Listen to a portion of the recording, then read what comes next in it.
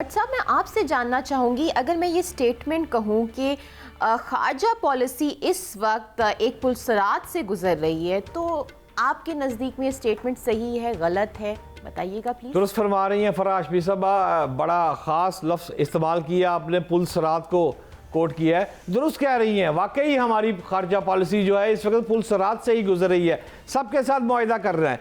लेकिन असल जो आपका सवाल है, मेरे ख्याल में मक्का मुआहिदे की अगर आप बात कर रही हैं, तो मक्का मुआहिदे को समझने के लिए फिर आपको दो अल्फाज बहुत अहम हैं जिनको समझना पड़ेगा। पहला तो कलेक्टिव सिक्योरिटी और दूसरा कलेक्टिव डेटरेंस। यानी कि आम सादा अल्फाज में अगर आप कहें तो कलेक्टिव सिक्योरिटी का मतलब है कि हम में से किसी एक की सलामती का खतरा होगा, तो ये उस मुल्क का मसला नहीं है। ये फिर तमाम मुआहिदा जिन्होंने किया, तीनों अफराद ने, वो तीनों उसमें कलेक्टिव सिक्योरिटी हो जाएगा। इसी तरह अगर आप एग्जांपल दें कलेक्टिव डेटरेंस की, तो उसका भी वाज़ेह मतलब यही है कि जंग शुरू करने से पहले, यानी इसे सोचने पर मजबूर कर दे मुखालिफ को कि यार अगर मैंने इस पर हमला किया तो इन तीन मुल्कों की मजमूई ताकत का मुझे कंपैरिजन करना पड़ेगा कि एक पर हमला किया तो तीन पर हमला है, तो यानी कि हमला करने से पहले ही वो स्टॉप हो जाए। ये है कलेक्टिव डेटरेंस। मैं समझता हूँ ये दो चीज़ें ही मक्का मुआहिदा में सबसे अहम है। अच्छा, अब ज़रा पाकिस्तान की पोजीशन की अगर आप बात करें, तो मेरे नज़दीक तो मक्का मुआहिदा जो है ना, उसमें असल ये नहीं कि तीनों ममालिक किससे जंग करेंगे। असल सवाल ये है कि क्या तीनों मुश्तरका ताकत की पोटेंशियल अटैकर जो है वो हमले से रोक पाएगी या नहीं। यही बात मैं लेके चलूंगा एयर कमोडोर साहब के पास। एयर कमोडोर साहब, आपकी क्या राय है? आपने मेरी गुफ्तगू सुन ली है। मेरी राय तो यह है, आपकी क्या राय है? मक्का मुआहिदे की असल ताकत इस बात में है कि तीनों मुल्क जंग कैसे लड़ेंगे। असल ताकत इस पैगाम में है कि किसी एक को छेड़ने के लिए मुश्तरका ताकत का हिसाब रखना होगा दूसरे को कि यार फिर मैंने एक पे हमला, फिर तीनों पे हमला है। तो किस नजर से देखते हैं एयर कमोडोर साहब? जी भट्ट साहब, आपने बहुत अच्छा प्रीएम्बल दिया है। हम तीनों मुल्कों की स्ट्रेंथ्स को देख लेते हैं और उससे फिर वो कलेक्टिव सिक्योरिटी खुद ही निकल आएगी और उसके फिर इम्पैक्ट्स को भी हम अभी करते हैं। देखिए, पाकिस्तान अल्हम्दुलिल्लाह में इसमें न्यूक्लियर पावर है, the only nuclear power in the Muslim world. ये एक बहुत बड़ी पावर पाकिस्तान के पास पावर है, और साथ ही कन्वेंशनल पावर जो कि अभी हम बात कर रहे थे, मार के हक में पाकिस्तान ने दिखा दी है स्ट्रॉन्ग कन्वेंशनल पावर जिसमें तीनों सर्विसेज आ जाती है। तो ये तो है पाकिस्तान की स्ट्रेंथ। टर्की एक बहुत स्ट्रॉन्ग मिलिट्री इंडस्ट्री है, उसके ड्रोन्स इस वक्त दुनिया में यूज हो रहे हैं। इनफैक्ट रशिया यूक्रेन वॉर में भी टर्किश ड्रोन इस्तेमाल हो रहे हैं। तो टर्की एक बहुत स्ट्रॉन्ग इंडस्ट्रियल है। वहां पे 5th जनरेशन फाइटर है, उनका जो TFX है वो इस वक्त अपने प्रोटाइपिंग फेज में वो अपना 5th जनरेशन फाइटर बना रहे हैं, which is a big big achievement. अपने वेपन्स बना रहे हैं, they have a big military force. NATO में नंबर 2 है इस वक्त वो अपनी स्ट्रेंथ के हिसाब से। आ जाए सऊदी अरब। सऊदी अरब इकोनॉमिकल पावर है, बिग इकोनॉमिकल पावर, मुस्लिम वर्ल्ड का लीडर है। ये तीनों की एक अपनी अपनी स्ट्रेंथ है जो जब मिलते हैं तो जो आपने बात की collective security and collective deterrence, वो ऑटोमेटिकली इंपैक्ट दूसरे पर आ ही जाता है। इसके बाद अगर इसमें और लोग ज्वाइन कर जाते हैं तो वो तो एक इसके अंदर प्लस फैक्टर है। अब इसके इम्पैक्ट्स पे आ जाते हैं। देखें, जो इसको ईरान ने इसको वेलकम किया और ईरान ने कहा है कि हम इसको यूएस का यहां से विड्रॉल समझते हैं मिडल ईस्ट से। मिडल ईस्ट का जो रीजनल सिक्योरिटी कॉम्प्लेक्स है, ये बहुत ही एक सही मायनों में कॉम्प्लेक्स है। और मैं समझता हूँ ये इसलिए कॉम्प्लेक्स है कि यहाँ पे पावर्स हैं, लाइक इजराइल भी है, ईरान भी है, टर्क्स भी हैं, अरब्स भी हैं, जिस वजह से यहाँ पे स्टेबिलिटी बहुत मुश्किल से रहती है। लेकिन USSR की जब ब्रेकअप हुआ था, वहां पे उसके बाद से टोटल पावर मोनोपोली USA की, और USA और उसके बाद फिर इराक कोई वॉर हुई जहां पे USA ने अपना रोल प्ले किया, तो मिडल ईस्ट पे डोमिनेंसी और आ गई। अरब स्प्रिंग आया, अब्राहम अकॉर्ड आया जो कि अगेंस्ट ईरान था, और फिर ये गाजा और ईरान की जंग। ये प्रॉब्ली जो डेंट पड़ा है ना, मैं समझता हूँ इस जंग में, वो इस US की जो प्रेजेंस है ना यहाँ पर, उसको पड़ा है। और सिक्योरिटी जो नेट सिक्योरिटी प्रोवाइडर इसका कौन था, USA का role for the Middle East, वो अब कम होता जा रहा है।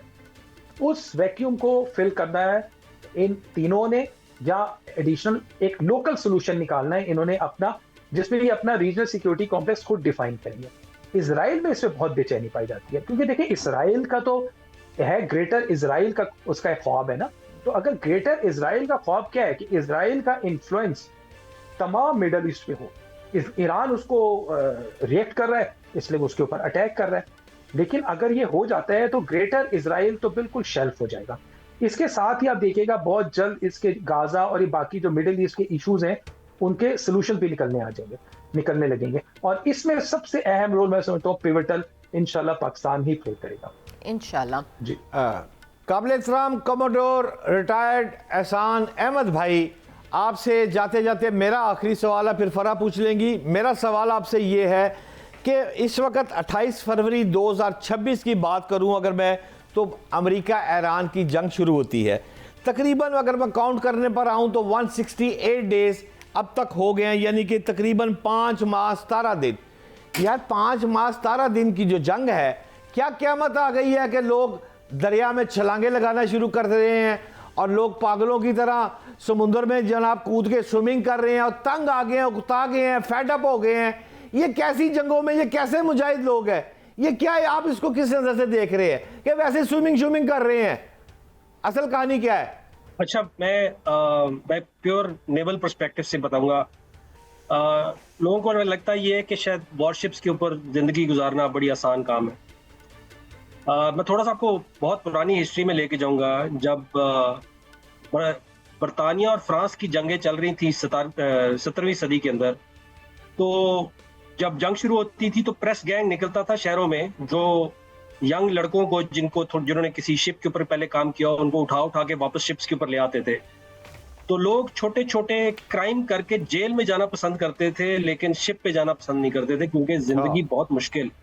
ये लगता है कि शायद जिंदगी आसान है, इसमें फिजिकल और जो इसमें जो साइकोलॉजिकल इम्पैक्ट्स हैं, जो कि शिप्स के ऊपर जब आप आइसोलेशन में होते हैं, सबमरीन्स में तो इससे भी ज्यादा होता है, लेकिन शिप्स के ऊपर भी इसके बहुत सारे इफेक्ट्स आते हैं। फटीग फैक्टर बहुत ज्यादा होता है, आपको दिन या रात का पता नहीं लग रहा होता। खासतौर पे वो लोग जो कि बिलो डेक्स के अंदर काम कर रहे होते हैं, उनकी साइकोलॉजिकल हेल्थ के ऊपर बहुत असर पड़ता है। इसीलिए कई और ये अमेरिकन बहुत फ्रीक्वेंटली करते हैं कि वो हफ्ता 10 दिन निकालने के बाद सबको ऊपर अपर डेक्स के ऊपर लेकर आते हैं, कभी बारबेक्यू कराते हैं, थोड़ा सा एक ऐसी चीज देते हैं ताकि उनका जो एक कंटिन्यूस ड्यूटी का जो तसलसल है उसको तोड़ा जा सके।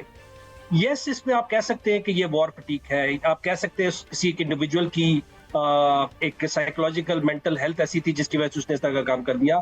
बट ये कोई अजंबे वाली बात नहीं है, इस तरह के केसेस हो जाते हैं, क्योंकि the life at sea is itself it's quite difficult and quite miserable.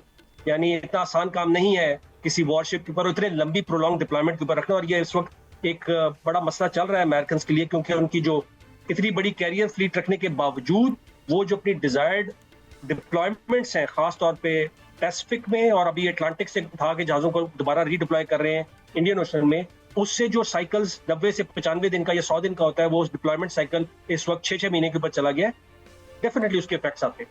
बिल्कुल। रज़ा हैदर साहब, जाने से पहले एक सवाल आखिरी में आपसे करना चाहूँगी कि इस 79th बर्थडे पाकिस्तान की आने वाले साल में आप, अगर हम डिप्लोमेसी की बात करें पाकिस्तान के लिए, कोई ऐसी प्रिडिक्शन आप करना चाहें कि आने वाले साल में और क्या क्या हो सकता है, तो प्लीज़ हमारी ऑडियंस से शेयर करें।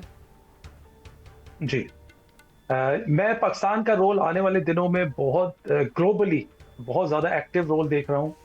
सबसे पहले देखें, पाकिस्तान ने रीजनल प्लेयर के तौर पे अपना रोल तो प्ले कर रहा है ईरान इसराइल वॉर, ईरान और यूएस वॉर में। उसके बाद मक्का एग्रीमेंट में हम एक की रीजनल प्लेयर हो गए, इसका मतलब हम वो और स्टेप ऊपर आ गए हैं।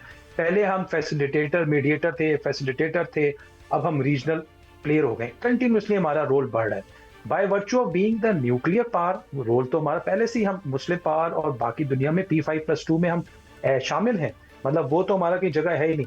लेकिन जो मार्का हक ने हमारा कन्वेंशनल रोल, कन्वेंशनल पावर को डिपिक्ट किया है ना दुनिया के सामने, that was they were not expecting it, जो पाकिस्तान ने उस दिन परफॉर्मेंस दी है उन 4 दिनों में। और उसी में आप देखें कि हमारी उस जंग के बाद से हमारी पोजीशन ही चेंज हो गई है वर्ल्ड में, पेडिस्टल में। ट्रंप ने तो बेशुमार दफा हमारे राफेल उनके गिरने का जिक्र भी किया। चाइना के साथ हमारे मरासिल, इवन हमारी जो टेक्नोलॉजीज हम यूज कर रहे हैं, चाइना की technology use by Pakistan, J-10C की वैल्यू बढ़ गई, उसके शेयर्स बढ़ गए, because that technology was under use by Pakistan air force. और ओवरऑल एक रिप्यूट, तो मैं तो पाकिस्तान का एक बहुत पॉजिटिव डायरेक्शन इमेज देख रहा हूँ। from power as well as from the diplomatic point of view. Thank you so air much. Commodore साहब, जाते जाते एक बात रह गई थी, आपने अभी अपने त्यारे का नाम लिया, क्या दुनिया के बेस्ट 2 त्यारे हैं? मेरा त्यारा वन ऑफ देम? जी, हमारे पास अल्हम्दुलिल्लाह J-10C, J-17, F-16 मिराजेस ये सारे हैं, और दुनिया में खैर अब तो 6 ये देखें 5th जनरेशन फाइटर्स भी अब तो बेशुमार है। J-35 जिसमें वन ऑफ देम जो कि इंशाल्लाह पाकिस्तान भी प्रोक्योर कर रहा है, और इस तरह जो F-35 है जो अमेरिका है, लेकिन अमेरिका उसको यूज करता है पॉलिटिकल पर्पस के लिए। किसको F-35 देना है, किसको नहीं देना, टर्की को देना है या इंडिया को देना है, नहीं देना। हमारी जो है एक बहुत कंटिन्यूस सप्लाई चेन है विद चाइना, और अल्हम्दुलिल्लाह हमारे पास वो इस पाकिस्तान एयरफोर्स है जो किसी का किसी वक्त भी जवाब दे सकती है, और इंडिया को तो इसका मैसेज उस दिन मिल ही गया 8-0 की शक्ल में। प्रॉब्ली अब वो तो इसका हिम्मत ही नहीं करेंगे कभी पाकिस्तान के ऊपर अटैक। एब्सोल्युटली।